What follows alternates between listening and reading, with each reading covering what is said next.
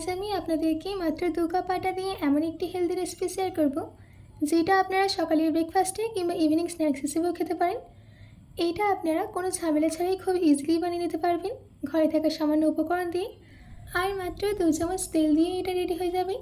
তো চলুন বেশি দেরি করব না, শুরু করছি আমার আজকের এই সহজ রেসিপি। নমস্কার, আমি পিনক কুইক মিনুতে আপনাদের সবাইকে স্বাগত। এই রেসিপিটার জন্যে সবার প্রথমে আমি এখানে 200 গ্রাম ছোলার ডাল 3 ঘন্টার জন্য ভিজিয়ে রেখে দিয়েছিলাম। এবার একটা গ্রাইন্ডিং জার নিয়ে ছোলার ডালগুলোকে জল থেকে ছেঁকে তুলে নিয়ে এর মধ্যে ট্রান্সফার করে দিতে হবে। তারপর এর মধ্যে অ্যাড করে দিচ্ছি 4টে কাঁচা লঙ্কা, 10 কোয়া রসুন, 1 ছোটো চামচ নুন, 2 চিমটি হিং, দিচ্ছি 1 মুঠো ধনে পাতা। এবার জল ছাড়া এটার একটা কোর্স পেস্ট রেডি করে নিতে হবে। দেখুন আমাদের এখানে পেস্টটা রেডি করে নেওয়া হয়ে গেছে। এবার আমি এটাকে একটা বোলের মধ্যে ট্রান্সফার করে দিচ্ছি। এই পেস্টটাকে সাইডে রেখে দিয়ে একটা থালার মধ্যে দিয়ে দিচ্ছি 2 কাপ পরিমাণে আটা, দিচ্ছি হাফ কাপ সুজি, 1 ছোটো চামচ নুন, 3 চামচ সাদা তেল। এবার এই সব কিছুকে ভালো করে মিশিয়ে নিতে হবে। এই সব কিছুকে ভালো করে মিশিয়ে নেওয়া হয়ে গেলে অল্প অল্প জল দিয়ে এটার একটা সেমি সফট ডো রেডি করে নেব। মানে বেশি টান কিংবা নরম ডো আমরা রেডি করব না। দেখুন আমাদের এখানে ডোটা একদম রেডি হয়ে গেছে। এবার রুটির থেকে একটু ছোটো সাইজের লেচি কেটে নিতে হবে। তারপর হাতের তালের মাঝখানে রেখে ভালো করে গোল করে নিতে হবে। এইভাবেই আমি বাকিগুলোকেও রেডি করে নিয়েছি। এবার একটা বল নিয়ে তার উপরে শুকনো আটা ছড়িয়ে দিয়ে বেলে নিতে হবে। বেশি পাতলা করব না, একটু মিডিয়াম থিকনেস রাখবো।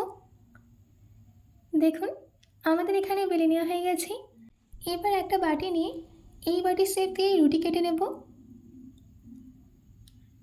আমার এখানে টোটাল 3টে রুটি কেটে নেওয়া হয়ে গেছে। এবার এই বেঁচে থাকা পোর্শনগুলোকে তুলে নিয়ে একটা সাইডে রেখে দিচ্ছি, পরে কাজে লাগবে। তারপর একটা রুটি নিয়ে এর মধ্যেই দিয়ে দিতে হবে 1 চামচ ছোলার ডালের পেস্ট। এবার আমি এটাকে এইভাবে ফোল্ড করে দিয়ে ভালো করে চেপে দিচ্ছি।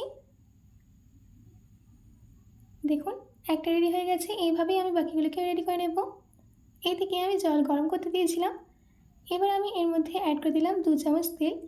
তেলটা দেওয়ার পর ভালো করে মিশিয়ে নিচ্ছি। জলটা যখন ফুটে আসবে তখন একে একে এইগুলোকে দিয়ে দিতে হবে। তারপর ঢাকা দিয়ে 10 মিনিট মিডিয়াম ফ্লেমে সেদ্ধ হতে দেব। 10 মিনিট বাদ আমি ঢাকাটাকে খুলি।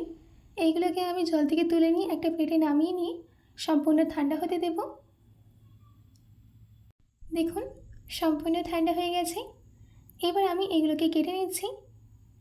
দেখুন আমি যেইভাবে কাটছি আপনারা সেইভাবেই কেটে নেবেন। আমি একটা নিয়ে তাকে 2 ভাগে ভাগ করে দিলাম। এইভাবেই আমি বাকিগুলোকেও কেটে নিয়েছি। এবার আমি চলে যাচ্ছি নেক্সট প্রসেসে। একটা প্যানের মধ্যেই দিয়ে দিলাম 2 চামচ সাদা তেল।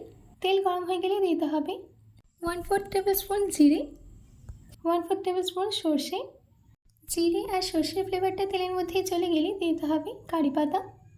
কারি পাতাটা দেওয়ার পর 10 সেকেন্ড সতে করে নেব। এবার আমরা যেগুলো রেডি করে রেখেছিলাম সেটা এর মধ্যে অ্যাড করে দিচ্ছি। ঝালের জন্য হাফ চামচ লঙ্কা গুঁড়ো। লঙ্কা গুঁড়োটা দেওয়ার পর 1 থেকে 2 মিনিট মিডিয়াম ফ্লেমে রান্না করে নেব। 2 মিনিট আমাদের এখানে রান্না করে নেওয়া হয়ে গেছে। ব্যাস রেডি হয়ে গেছে আমাদের হেলদি অ্যান্ড টেস্টি চানা ডাল ফ্রাই। এবার আমি গ্যাসের ফ্লেমটাকে অফ করে দিয়ে সার্ভ করে নিচ্ছি। আশা করছি আমার আজকের এই চানা ডাল ফ্রাইয়ের রেসিপিটা আপনাদের ভালো লেগেছে। বাড়িতে এটি অবশ্যই ট্রাই করবেন ও কমেন্ট বক্সে কমেন্ট করে জানাতে একদম ভুলবেন না। তো আজকের মতো এটুকু, আবার দেখা হচ্ছে অন্য কোনো রেসিপি নিয়ে। ভালো থাকবেন, সুস্থ থাকবেন।